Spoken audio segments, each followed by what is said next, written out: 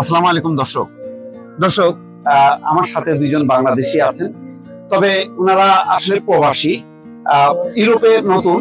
তারা একজন যেমন ভাই বাহরাইনে, উনি হচ্ছেন সৌদি আরবে। বাহরাইনে ভাই কতদিন ছিলেন? আমি প্রায় 8 বছর ছিলাম। 8 বছর। আপনার নাম? মোহাম্মদ জসিমউদ্দিন। দেশের বাড়ি? সিলেটের মৌলভীবাজার। সিলেটের মৌলভীবাজার। আর ভাই সৌদি আরবে কতদিন ছিলেন? আমি সৌদি আরবে 25 বছর ছিলাম। 25 বছর। আপনার দেশের বাড়ির নাম কি? আমার নাম আকমল খান। আমার দেশের বাড়ি সিলেট মৌলভীবাজার, রাজনগর থানা।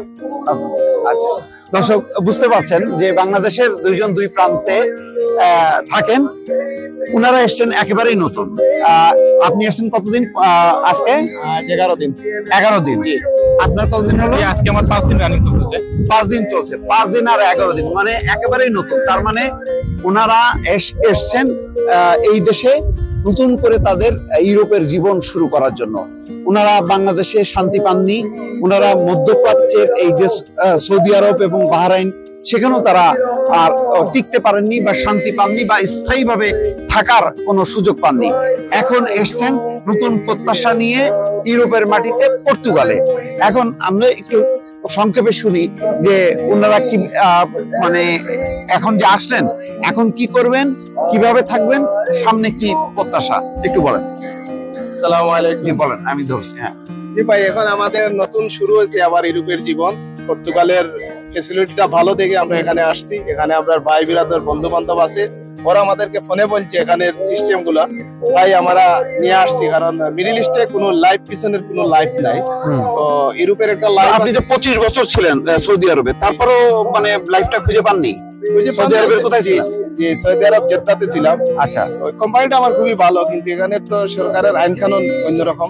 যাই হোক, আমি নিয়ে আর অন্য মন্তব্য করতে চালাম না, যার কারণ আমরা মানে ফ্যামিলি নেওয়ার কোনো একটা নাই বা ফ্যাসিলিটি নাই, যে বয়স্ক ভাতা বা 60 বছর 50 বছর বা 20 বছর বাদে একটা ভাতা, যেমন ইউরোপের আছে 60 বছরের পরে তারা কাজের দেয় না, একটা পেনশন দেয়, মাসে মাসে একটা দেয়।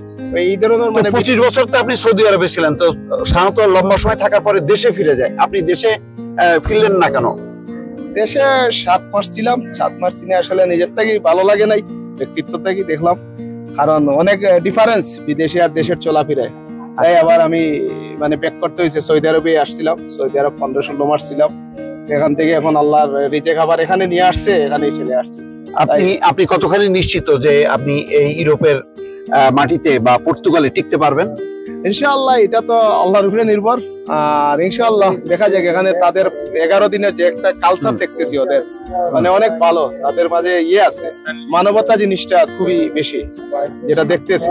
আচ্ছা, আলহামদুলিল্লাহ। বিশেষ করে হইলো আমাদের ফিরোজ ভাইরে যে আমি পাইছি বহুদিন খুঁজতে খুঁজতে, এটা নিয়ে সবসময় ওনার চ্যানেলের খবরাখবর আমি দেখি। আর আজকে আল্লাহ কইতেই মিলাই দিছে আরেক ভাই, আলহামদুলিল্লাহ দেখা হয়েছে, ভালো লাগলো। হ্যাঁ, উনিও সাংবাদিক। আচ্ছা যাক, আপনি আপনার ইচ্ছা আছে পরে ফ্যামিলি নিয়ে এখানে আসবেন? ইনশাআল্লাহ। কি আছে সংসারে? আমার 2 মেয়ে, 1 ছেলে।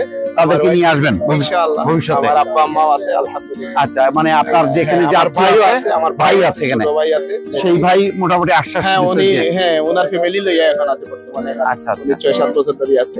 আচ্ছা, মোটামুটি আমার ভাইয়েরা বাইরে। তো ভালো থাকবেন সবাই, আর আমার ফিরোজ ভাইয়ের জন্য দোয়া করবেন, আমাদের জন্য দোয়া করবেন। ভালো থাকবেন। আসসালামু আলাইকুম ওয়া রাহমাতুল্লাহ। ভাইয়ের বলেন, আপনি তো 8 বছর ছিলেন বাহরাইনে বলছিলেন, তাহলে আপনি কেন আসলেন? আসসালামু আলাইকুম রহমতুল্লাহ। আমি 8 বছর থেকে বাহরাইনে ছিলাম। আমি আসলে বাহরাইন দেশটা একদম ছোট মিডল ইস্টের মধ্যে, কিন্তু অনেক ভালো দেশটা। সবগুলি আমার মানে খুব ভালো লাগছে দেশটাতে, কিন্তু আমরা দিন শেষে দেখলাম যে ফিউচার নাই। আমি একটা কোম্পানিতে অ্যাকাউন্টেন্ট হিসেবে কাজ করতাম সেখানে। তো আমি আরো 10-12টা দেশ ভ্রমণ করেছি। সবচেয়ে আমার কাছে ভালো লাগছিল বাহরাইনটা, কিন্তু আমরা দিন শেষে দেখছি ভালো টাকা ইনকাম করতেছি, কিন্তু দিন শেষে আমাদের ফিউচার নাই। এর জন্যই আমি প্ল্যান করলাম যে আমি যদি ইউরোপের দিকে মুভ করি, তাহলে দেখা গেছে সবচেয়ে ইউরোপের মধ্যে পর্তুগালে ফ্যাসিলিটিস ভালো। এখানে আসলে 2 বছরের ভিতরে কার্ড পাওয়া যায়, রেসিডেন্সি কার্ড যেটা, সেটা পাওয়া যায়।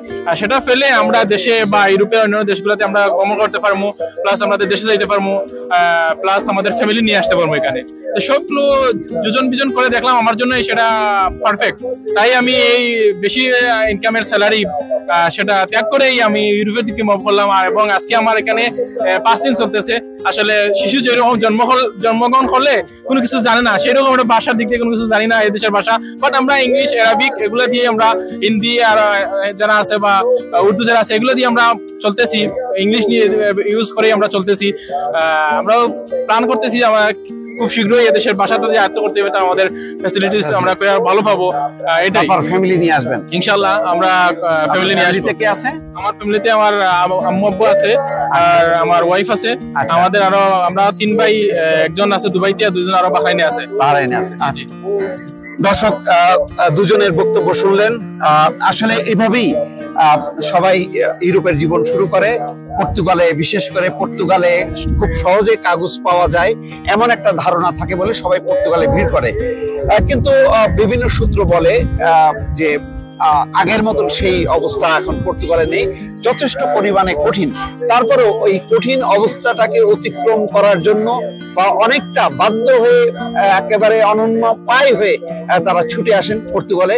তো দুই ভাইয়ের প্রতি আমার ব্যক্তিগতভাবে শুভেচ্ছা থাকলো, তারা যাতে এখানে প্রতিষ্ঠা পান এবং তাদের যে স্বপ্ন সেই স্বপ্ন বাস্তবায়িত হয়। ভালো থাকবেন, আল্লাহ হাফেজ।